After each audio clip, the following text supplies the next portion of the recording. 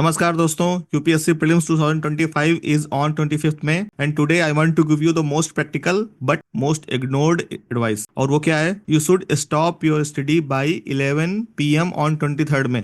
Cut off time क्या रखा है मैंने? 11 PM 23rd में। हालांकि फिर भी बहुत लोग होंगे जिनके लिए एडवाइस शायद एक्सट्रीम हो। हालांकि मैं सजेस्ट यही करूंगा, फिर भी कुछ लोग ऐसे होंगे जिनकी तैयारी कुछ कंप्लीट नहीं है या उनका तैयारी में कुछ इशू है, तो उनको मैं बोलूंगा कि आप एटलीस्ट, मतलब दिस इज एटलीस्ट नाउ, कि 2 PM 24th में वो आप अपनी तैयारी बंद कर दीजिए। अब ये कोई रैंडम एडवाइस नहीं है, ये पहले तो मैंने फॉलो करके देखा है और मेरे मार्क्स आप देख सकते हो। हर साल मैं कट ऑफ से काफी मार्क्स ऊपर रहा हूँ। सो उस अनुभव से you can trust on me. तो मैं अगर कोई सजेशन दे रहा हूँ तो यू कैन फॉलो दैट। तो ये कट ऑफ टाइम है, हर आदमी को अपना कट ऑफ टाइम डिसाइड करना है। मेरा प्रेफरेबल ये रहेगा। उसके बाद no books, no notes, no panic, just peace. अब आखिर क्यों? Let me give you 10 solid and practical reasons for that. पहला है, ब्रेन को कूल डाउन टाइम चाहिए होता है। What is cool down time? अब देखो, यूपीएससी कोई नॉर्मल टेस्ट नहीं है, ये एक तरीके की मेंटल मैराथन है। आप साल भर से पढ़ाई करते आए हो और अब आपका वो साल भर की या कुछ लोगों की दूसरा या तीसरा अटेम्प्ट होगा, तो अब आपकी वो तैयारी टेस्ट होने वाली है। तो अगर आपका ब्रेन थका हुआ होगा तो एलिमिनेशन मुश्किल होगा थोड़ा, या रिकॉल मुश्किल होगा, दोनों धुंधले धुंधले हो जाएंगे। तो इससे बचने के लिए क्या करना है? लास्ट मिनट पढ़ाई नहीं करनी है। आगे सुनते जाओ, मैं लास्ट तक 10 रीजन देने वाला हूँ इसके पक्ष में। जैसे क्रिकेट मैच से पहले होता है ना, या कोई भी मैच से पहले you need to do warm up, तो मैं बोलता हूँ एग्जाम से जस्ट पहले you need to do cool down. दिमाग को थोड़ा कूल डाउन टाइम दीजिए, ये आपको पॉजिटिवली ही इंपैक्ट करेगा। भरोसा रखिए थोड़ा मेरे पे। दूसरा रीजन मैं बताऊंगा कि जो पढ़ा हुआ होता है वो आपको बेटर रिकॉल तभी होता है जब आपका माइंड फुल रिलैक्स मोड में हो, आपकी कंप्लीट स्लीप हुई हो। तो दूसरा रीजन क्या हुआ? Better recall. देखो, एक तो फैक्ट है कि memory consolidation happens when you are in deep sleep. जब आप पैनिक मोड में नहीं हो, आप एक अच्छी सी स्लीप ले रहे हो, तो मेमोरी रिटेंशन बेटर हो जाता है। तो जब आप 11 बजे पढ़ाई बंद कर दोगे तो मुझे नहीं लगता कि पहली रात, क्योंकि आपने दिन भर इतना पढ़ा है, तो आपकी जो स्लीप होगी that will be best. It won't be best, but I hope कि जब आप नेक्स्ट डे आपने पूरा दिन रिलैक्स किया है, दिमाग को पोस्ट प्रोसेसिंग का, बैकग्राउंड प्रोसेसिंग का टाइम दिया है, तो जो आपकी 24th वाली रात की जो स्लीप होगी, आई बिलीव कि दैट विल बी गुड, क्योंकि आपके दिमाग में इंफॉर्मेशन ओवरलोड नहीं होगा। जब दिमाग बहुत कुछ सोच रहा होता है तो वो अच्छी स्लीप नहीं ले पाता है। तो आपकी अच्छी स्लीप होगी एग्जाम के जस्ट एक दिन पहले, है ना। और उस अच्छी स्लीप के बहुत फायदे हैं। मतलब लंबी नींद का फायदा है कि आपका दिमाग शार्प होता है, और दिमाग शार्प होता है तो बेटर रिकॉल मिलता है। इसका तीसरा रीजन मैं बताऊंगा आपको, दैट इज इलिमिनेशन। अब मैंने आपको बहुत मेहनत करके इलिमिनेशन पढ़ाए हैं। जिनको वीडियो नहीं देखा है वो जाके आई बटन पे उनको ये वीडियो मिल जाएगा, प्लीज जाके देखना। एलिमिनेशन अगर ढंग से काम कर पा रहा है आपके लिए तो आपको बहुत अच्छा खासा बूस्ट दे सकता है। मतलब मेरे जो मार्क्स हैं उसका एक बहुत बड़ा सीक्रेट है elimination, because I know I have mastered this, so you can also do this. तो आप एटलीस्ट वो वीडियो जरूर देख के जाना एग्जाम से पहले। अब एलिमिनेशन क्या है कि यूपीएससी में, मतलब आपके बहुत अच्छे मार्क्स रहे हैं, जैसे कि मेरे बहुत अच्छे मार्क्स रहे हैं, लेकिन मैं आपको पक्का बताऊं कि जब अब मैं एग्जाम सेंटर में बैठने जाता था तो मुझे मैक्सिमम कितने क्वेश्चन आते थे जो पक्के होते थे? 25, 30, और कोई साल का पेपर बहुत इजी रहा तो 35। ठीक है, इससे ज्यादा क्वेश्चन नहीं आते हैं। इससे ज्यादा क्वेश्चन पे मैं डिपेंड हूँ एलिमिनेशन पे, अपने कॉमन सेंस पे, अपनी प्रेजेंस ऑफ माइंड पे। दैट मीन्स कि 70% क्वेश्चन जो आप करोगे सॉल्व, वो आप सोच समझ के सॉल्व करोगे, आपका नॉलेज के बेस पे नहीं होंगे। तो वो तभी होगा जब आपका माइंड फ्रेश है। स्ट्रेस दिमाग से क्या होता है, गलतियां बहुत होती हैं, तो हमको उन गलतियों को एलिमिनेट करना है। एलिमिनेशन में प्रेजेंस ऑफ माइंड बहुत जरूरी है। अगला रीजन मैं बोलूंगा कि लास्ट मिनट जो पढ़ाई होती है या लास्ट टाइम की जो पढ़ाई होती है वो पैनिक क्रिएट करती है। एक बार इस एक्सरसाइज को करके देखो। एक छोटा सा टॉपिक उठाओ कोई भी, और थोड़ी देर में आपको फील आएगा कि यार ये तो याद ही नहीं है, मतलब इसमें तो सब कुछ तो नहीं याद है मुझे। फिर आप कोई दूसरा टॉपिक उठाओगे, फिर आपको लगेगा कि यार, फिर सेल्फ डाउट होगा आपको। मतलब ये एग्जाम के एक दिन पहले भी होगा, एग्जाम के बाद भी होगा। That is your persisting thing. वो होना ही है, हमेशा होता है। तो आप जो भी टॉपिक उठाओगे, यू विल ऑलवेज फील कि यार मेरी तो तैयारी है ही नहीं, मेरी तो तैयारी कंप्लीट ही नहीं है। और ये इवन जो टॉप करते हैं एग्जाम, उनके साथ भी होता है। जिनके बहुत अच्छे मार्क्स रहे उनके साथ भी होता है। और मैंने आपको अपनी प्रीलिम्स की मार्कशीट दिखाई है, मेरे हमेशा 20-30 मार्क्स ऊपर रहे हैं, मेरे साथ भी होता था ये।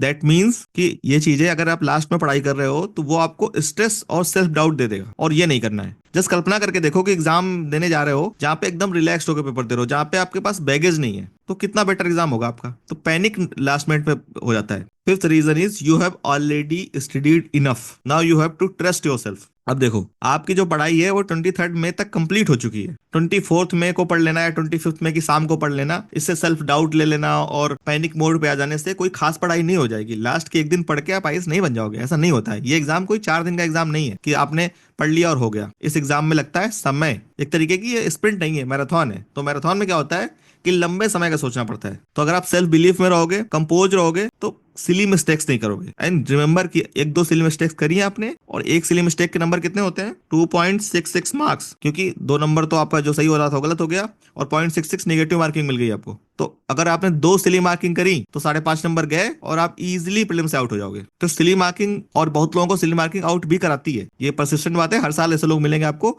जो बोलेंगे यार आता तो था पर गलती हो गई वहां पे। तो ये आपके साथ ना हो होपफुली। तो अभी आप लास्ट मिनट पैनिक से बचो। छठवां रीजन बताता हूँ आपको। छठवां रीजन है कि एक बायोलॉजिकल क्लॉक होती है। बायोलॉजिकल क्लॉक क्या होती है?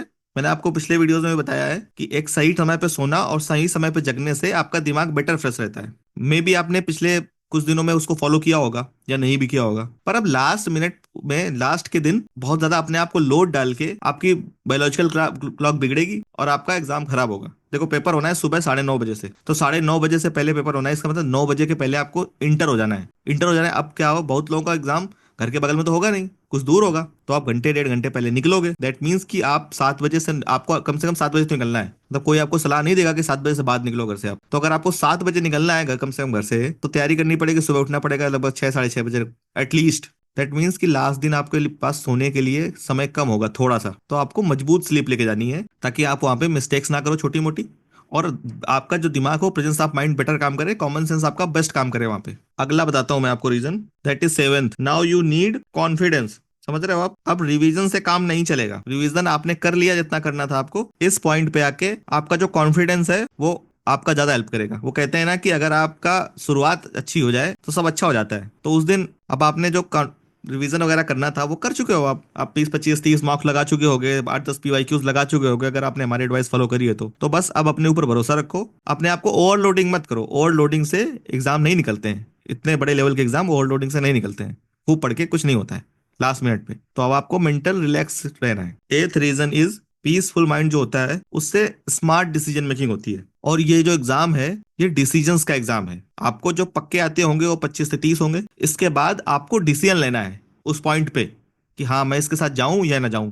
आपको डिसीजन लेना है कि आपको अटेम्प्ट कितने करने हैं, आपके लिए सही अटेम्प्ट कितना है, इस पेपर का लेवल क्या है, उस हिसाब से आपको डिसीजन लेना है। वो 2 घंटे डिसीजन के लिए एग्जाम होता है। तो उस 2 घंटे में आपका दिमाग अगर पीसफुल होगा तो आपका डिसीजन अच्छे होंगे। तो लास्ट के जो एक दिन अगर आपने पढ़ाई नहीं करी है और अपने आप को रिलैक्सेशन के लिए टाइम दिया है तो वो पे होगा। अब इसमें मैं नवा रीजन दूंगा, और आई वुड से कि ये बेस्ट रीजन है इस पूरी बात का। वो रीजन है, जब आप लास्ट मिनट पढ़ाई करते हो तो आपका दिमाग माइक्रोस्कोपिक हो जाता है। फॉर एग्जाम्पल, अगर आपने लास्ट मिनट में साइंस एंड टेक पढ़ा, क्योंकि सब कुछ तो लास्ट मिनट में तुम पढ़ नहीं पाओगे, टाइम तो लिमिटेड है। अब यूपीएससी का जो सिलेबस है वो समुंदर जैसा है, तो लास्ट मिनट पे कोई स्पेशल 2 4 टॉपिक पढ़ोगे आप। अब उससे क्या होगा, आपका जो दिमाग का जो क्लॉक है वो बड़ा माइक्रोस्कोपिक सेट हो जाएगी। दिमाग को प्रोसेस करने का, जो आपने लॉन्ग टर्म पढ़ाई करी है उसको प्रोसेस करने का इनफ टाइम नहीं मिलेगा। अब फॉर एग्जाम्पल आपने पढ़ा साइंस एंड टेक, तो साइंस एंड टेक के जो टॉपिक्स आपने पढ़े हैं, जब आप एग्जाम में जाओगे तो उन टॉपिक्स पे जो आपका रिकॉल होगा वो बहुत अच्छा होगा, but that will hamper your long term recall of other topics. और ये तो मान के चलो कि आप कितनी ही तेज रिवीजन कर लो,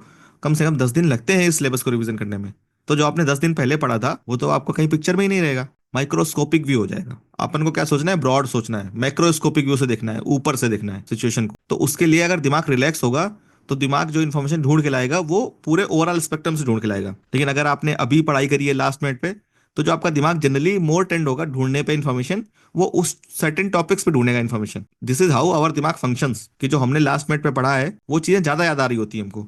तो उस ज्यादा याद के चक्कर में जो हमने पहले पढ़ा है वो हमारा कुछ कुछ कम रिकॉल हो पाता है हमसे। तो आपका जो व्यू है वो माइक्रोस्कोपिक हो जाता है। हमको क्या करना है, माइक्रोस्कोपिक व्यू लेना है। इसलिए लास्ट के दिन पढ़ाई छोड़ देनी है, या एटलीस्ट लास्ट के 5 6 7 घंटे नहीं पढ़ना है, थोड़ा समय देना है। इसका आखिरी रीजन है, दैट इज के जो टॉपर्स फॉलो करते हैं वो आप भी फॉलो करो। अब मैं आपको कोई भेड़चाल नहीं बता रहा, लेकिन यस, मैं बहुत लोगों को जानता हूं जिन्होंने फॉलो किया है और उनके बहुत अच्छे रिजल्ट रहे हैं। ये एग्जाम काम एंड कंपोज होने का एग्जाम है, डिसीजन मेकिंग का एग्जाम है। तो मोस्टली टॉपर्स ये फॉलो करते हैं, तो आपको भी फॉलो करना है और आपको रिजल्ट मिलेगा। मैंने खुद फॉलो किया है और मुझे बहुत अच्छा रिजल्ट मिला है, तो मैं उम्मीद करता हूँ कि आपको भी अच्छा रिजल्ट मिले। अब हाँ, इस पूरी बातचीत में कोई ये मत समझ लेना कि मैंने 2 वीडियो पहले बताया था कि आपको GS1 पेपर के बीच में जो आपको टाइम मिलता है, जो सीसेट पेपर के पहले, इस टाइम पे आपको क्या करना है, आपको फॉर्मूला वगैरह रिवाइज करना है। क्योंकि जिनका मैथमेटिक्स अच्छा नहीं होता सीसेट में प्रॉब्लम रहती है, तो आपको करने हैं फॉर्मूला रिवीजन।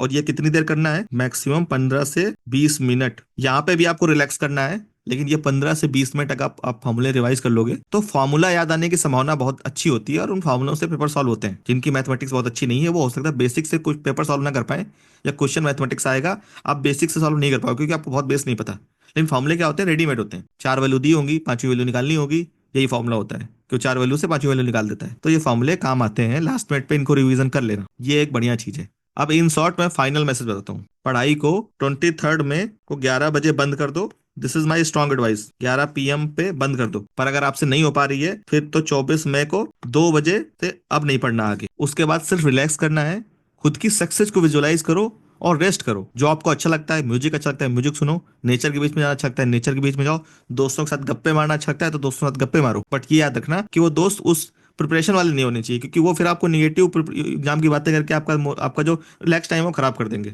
मतलब यूपीएससी से बाहर का कोई दोस्त हो, उसके साथ रिलैक्स करके गप्पे मार के मजा आ रहा है, गप्पे मार के मजा ले लो। लड़कियों को जिनको मजा आ रहा है भाई गोलगप्पे खाने हैं तो गोलगप्पे खाओ।